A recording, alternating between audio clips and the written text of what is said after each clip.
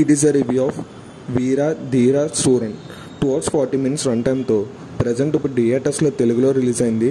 మరి ఇంక ఈ మూవీ అంతా చూసాక నాకు ఎలా అనిపించింది, నచ్చిందా లేదా, ఈ వీకెండ్కి ఈ మూవీ చూడొచ్చా లేదా, ఈ విషయాలను తెలుసుకోవాలంటే వెంటనే వీడియోకి లైక్ చేసి ఛానల్ అయితే సబ్స్క్రైబ్ చేసుకోండి. ఈ మూవీ అంతా చూసాక నాకైతే పర్లేదు అనిపించింది. ఈ మూవీ అయితే కొంచెం కాన్సెప్ట్ బాగానే ఉంది, కానీ రొటీన్గా అయితే నాకైతే ఎక్కడ ఏమనిపించలేదు.